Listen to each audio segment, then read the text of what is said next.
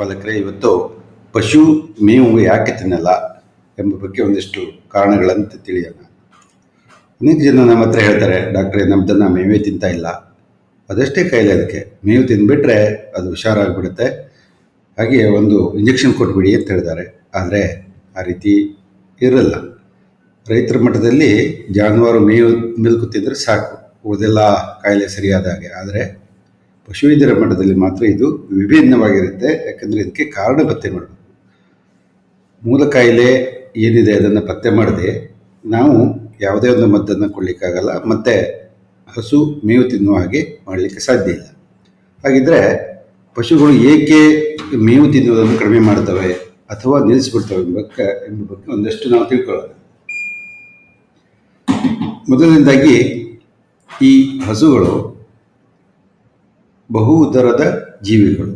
ಅವುಗಳಿಗೆ ಮೆಲ್ಕೊಚ್ಚಿಲ ಅಥವಾ ರುಮೆನ್ ಅಂತ ಒಂದು ದೊಡ್ಡ ಹೊಟ್ಟೆ ಇರುತ್ತೆ. ಈ ರೀತಿ ನೋಡಿ, ಇಲ್ಲಿ ಸಾಮಾನ್ಯವಾಗಿ ಹುಲ್ಲನ್ನು ಈ ರೀತಿ ಮೆಂದಾಗ ಅದು ಅನ್ನನಾಳದ ಮೂಲಕ ರುಮೆನ್ ಅಂತ ಹೋಗುತ್ತೆ.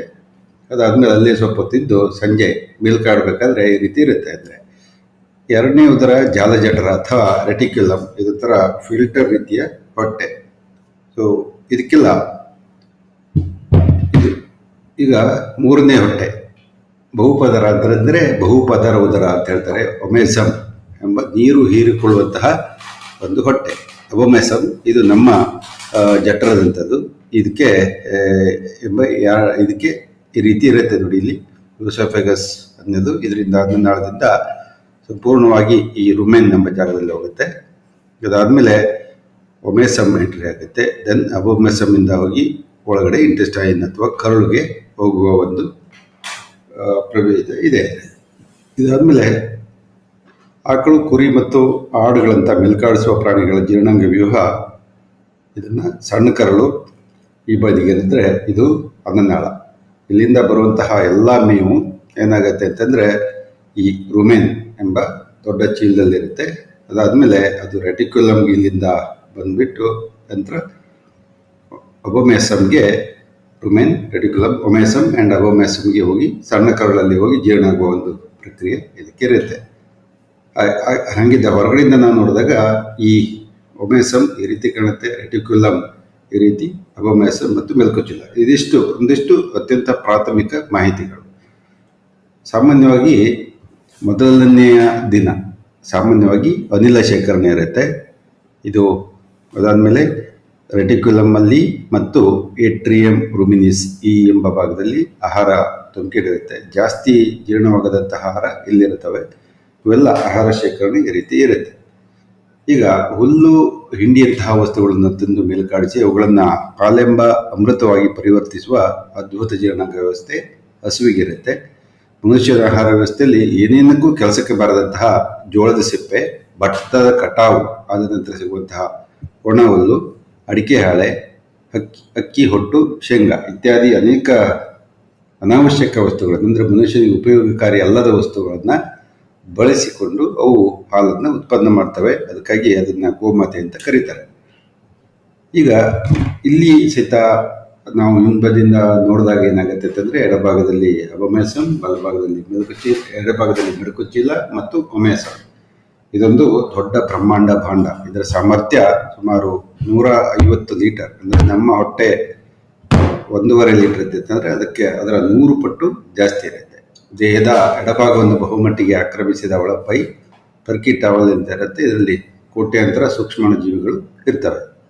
ಹೀಗೆ ಇದರಲ್ಲಿ ಶಿಲೀಂಧ್ರಗಳು, ಬ್ಯಾಕ್ಟೀರಿಯಾಗಳು ಅಂತ ಇರೋದ್ರಿಂದ ಒಂದು ರೋಮಾಂತಕ ಪ್ರಾಣಿಗಳು ಅಥವಾ ರುಮಿನೆನ್ಸ್ ಅಂತ ಕರೀತಾರೆ. ಎರಡನೇ ಹೊಟ್ಟೆ ಜೀನುಗೂಡನ್ನ ರಚನೆ ಹೊಂದುವಂಥ ರೆಟಿಕ್ಯುಲಮ್. ಹೃದಯಕ್ಕೆ ಹತ್ತಿರದಲ್ಲಿರುವ ಇದರ ಮುಖ್ಯ ಕೆಲಸ ಆಹಾರದಲ್ಲಿ ಬಂದಂತಹ ಗಟ್ಟಿಯಾದ ಚೂಪಾದ ವಸ್ತುಗಳನ್ನು ಮುಂದೆ ಹೋದಂಗೆ ತಡೆಯೋದು. ಅಂದರೆ ಈ ಭಾಗದಲ್ಲಿ ಅವು ನಿಂತ್ಕೊಂಡ್ಬಿಡ್ತವೆ ಇಲ್ಲಿ. ಆ ಕಾರಣದಿಂದ ಇದು ಫಿಲ್ಟರ್ ರೀತಿ ಕೆಲಸ ಮಾಡುತ್ತೆ. ಆದರೆ ಅನೇಕ ಸಲ ಏನಾಗುತ್ತೆ, ಈ ರೀತಿ ಮೊಳೆ ಇರ್ಬೋದು, ಸೂಜಿ ಇರ್ಬೋದು, ಕೆಲವೊಮ್ಮೆ ಕಬ್ಬಿಣದ ತಂತಿಗಳು ಈ ರೀತಿ ಒಂದು ಸಿಲ್ಕಿ ಹಾಕಿಬಿಟ್ಟು ಹೃದಯಕ್ಕೆ ಹೋಗಿ ತೊಂದರೆ ಆಗುತ್ತಾ ಇರುತ್ತೆ. ಅನೇಕ ಜಾನುವಾರುಗಳಲ್ಲಿ ಈ ಥಯಾಮಿನ್, ರೈಬೋಫ್ಲಾವಿನ್, ನಿಯಾಸಿನ್, ಪ್ಯಾಂಟೋಥೆನಿಕ್ ಆಮ್ಲ, ಬಯೋಟಿನ್, ಫೋಲಿಕ್ ಆಮ್ಲ ಇವೆಲ್ಲವೂ ಬೇಕಾಗ್ತವೆ. ಅಂದರೆ ಪ್ರತಿ ದಿವಸ ಜೀರ್ಣಕ್ರಿಯೆಗೆ ಅವಶ್ಯವಿರುವು ಹಾಗೂ ಪೋಷಕಾಂಶಗಳಾಗಿ ಪರಿವರ್ತನೆ ಆಗುವು.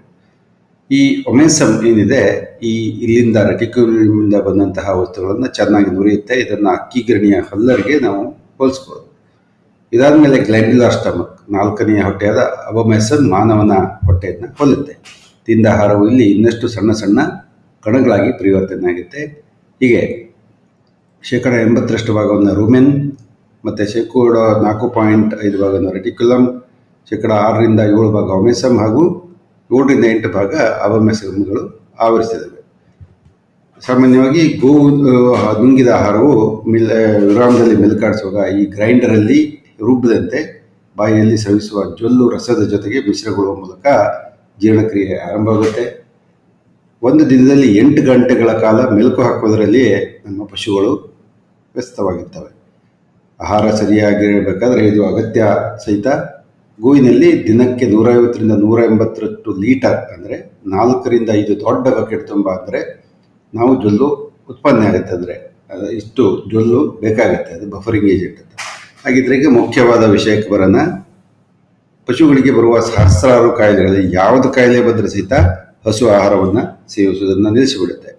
ಹಸುವಿನ ಹೊಟ್ಟೆಯಲ್ಲಿರುವ ಕೋಟ್ಯಾಂತರ ಸೂಕ್ಷ್ಮಾಣು ಜೀವಿಗಳಿಗೆ ಆಹಾರವೆಂದರೆ ಹಸು ಮೇಲುವ ಹುಲ್ಲು ಮತ್ತು ಬೂಸ ಅಷ್ಟೇ. ಓಕೆ, ಅದೆಲ್ಲ ಗೊತ್ತಾಗಲ್ಲ.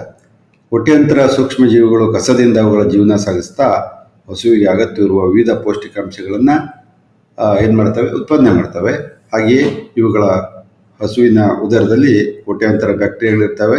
ಅವು ಆಹಾರವನ್ನು ಹಸು ಸೇವಿಸಿದ ಆಹಾರದಿಂದ ಪಡ್ತವೆ. ಇದು ಒಂದು ರೀತಿಯಲ್ಲಿ ಸಹಬಾಳ್ವೆ ಅಥವಾ ಸಿಂಬಯೋಸಿಸ್ ಅಂತ ಹೇಳ್ಬೋದು.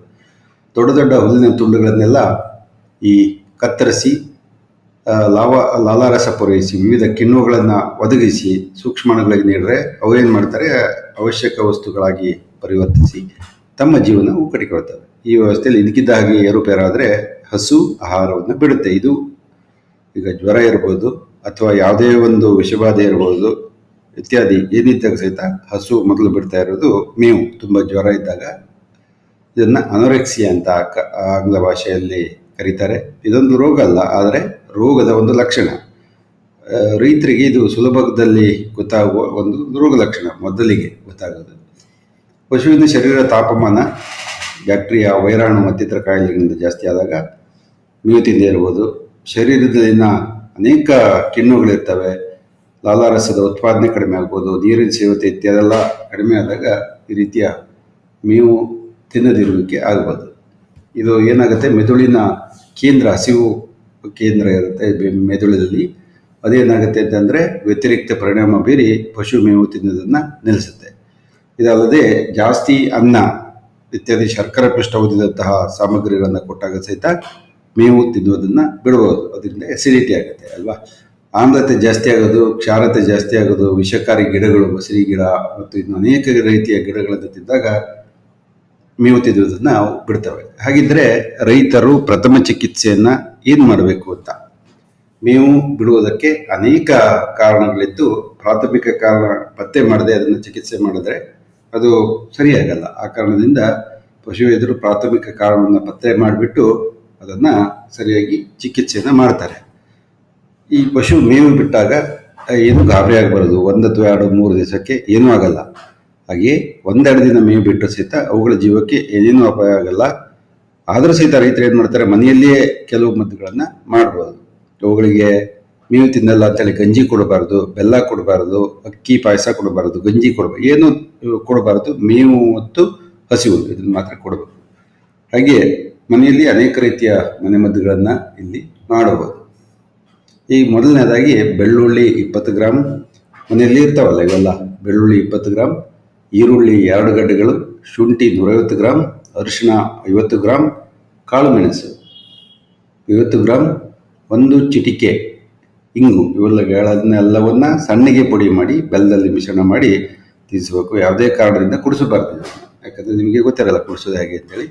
ಬೆಲ್ಲಲ್ಲಿ ಉಂಡೆ ಮಾಡಿಬಿಟ್ಟು ಈ ಬಾಯಿಯ ಮೇಲ್ಭಾಗಕ್ಕೆ ಒರೆಸ್ಬಿಟ್ರೆ ಏನಾಗುತ್ತೆ, ಅದು ಈ ಮೇವು ತಿನ್ನುವುದನ್ನು ಉತ್ತೇಜಿಸುತ್ತೆ. ಸಾಕಷ್ಟು ನೀರಿನ ಲಭ್ಯತೆ ಮಾಡಬೇಕು. ನೀರು ಕುಡಿಸಿದಷ್ಟು ಶರೀರದಲ್ಲಿನ ವಿಷದ ಅಂಶ ಕಡಿಮೆ ಆಗೋದ್ರಿಂದ ಪಶುಗಳು ಬೇಗ ಮೇವನ್ನು ತಿನ್ನಲಿಕ್ಕೆ ಬಯಸ್ತವೆ.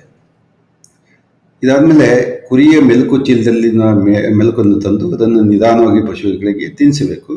ಯಾವುದೇ ಕಾರಣಕ್ಕೆ ಕುಡಿಸಬಾರ್ದು. ಪಶುವೈದ್ಯರ ಸಲಹೆಯ ಮೇರೆಗೆ ಮಾರುಕಟ್ಟೆಯಲ್ಲಿ ಅನೇಕ ರೀತಿಯ ಮಾತ್ರೆಗಳು, ಜೀರ್ಣಕಾರಕ ದ್ರವಗಳು ಇತ್ಯಾದಿ ಸಿಗುತ್ತವೆ. ಅದನ್ನು ಸಹಿತ ಕೊಡಬಹುದು. ಆ ಕಾರಣದಿಂದ ರೈತರು ಪಶು ಮೇವು ಬಿಟ್ಟಾಗ ತೀರಾ ಗಾಬರಿ ಆಗದೆ ಯಾವ ಕಾರಣಕ್ಕೆ ಅದು ಮೇವನ್ನು ಬಿಟ್ಟಿದೆ ಅದನ್ನು ತಿಳ್ಕೊಂಡ್ಬಿಟ್ಟು ಏನು ಮಾಡಬೇಕು, ತಜ್ಞ ಪಶುವೈದ್ಯರನ್ನು ಸಂಪರ್ಕಿಸಿ ಸೂಕ್ತ ಚಿಕಿತ್ಸೆ ಕೊಡಿಸಿದಲ್ಲಿ ಅದರ ಜೀವನ ಒಳ್ಳೆಯದಾಗತ್ತೆ. ಆ ಕಾರಣದಿಂದ ಇದನ್ನೆಲ್ಲ ಪತ್ತೆ ಮಾಡಬೇಕು. ಕಾರಣ ಎಷ್ಟೊತ್ತು ಕೇಳಿದ್ರಿ, ಎಲ್ಲರಿಗೂ ಸಹಿತ ಧನ್ಯವಾದಗಳು.